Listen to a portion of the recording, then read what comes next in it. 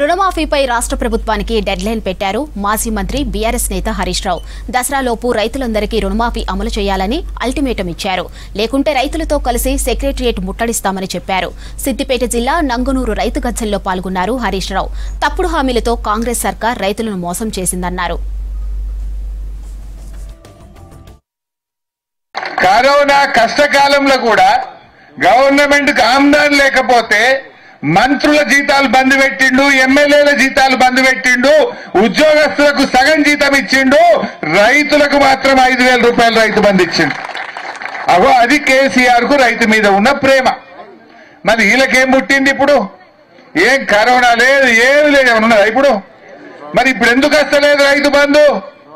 కేసీఆర్ ఉండగా నాట్లు పడే వరకు మీ ఫోన్లన్నీ టింగు టింగున మోగినాయా లేవా?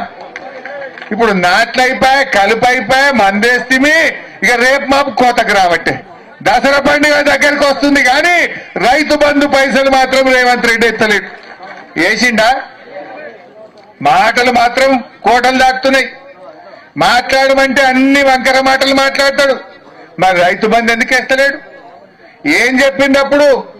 కేసీఆర్ ఉండగా మొదలు 4,000 ఇచ్చిండు, మళ్ళా గెలిస్తే 5 ఇస్తా అంటే 5 ఇచ్చిండు, మళ్ళా గెలిస్తే 8,000 చేస్తా అన్నాడు. కానీ గెలిస్తే మనం చేద్దాం. కానీ వీళ్ళు గెలిచిండ్రు 7,500 ఇస్తా అన్నారు. ఇవాళ ఇప్పటి వరకు సప్పులు లేదు. పోయిన యాసంగిలా 5,000 ఇచ్చిండు, 2,500 ఎగబెట్టిండు. ఈ వానకాలం ఇస్తాము అన్నారు.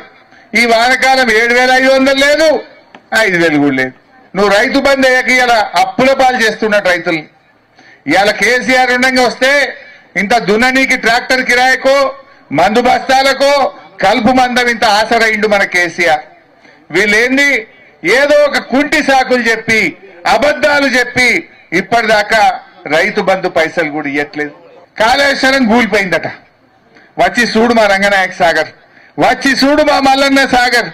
మన యాసంగి పంటకు నీళ్లు రాలేదా మనకు? కాళేశ్వరం నీళ్లు మన యాసంగి పంటకు వచ్చినాయా లేదా రంగునూరుకు? మరి కాళేశ్వరం కూలిపోతే యాసంగి పంటకు నీళ్ళు ఎట్లొచ్చినాయి? అంటే ఈయనకు కూలగొట్టుడు తప్ప కట్టుడు తెలియదు రేవంత్ రెడ్డికి. అన్ని ఉత్తమ ఆటలు.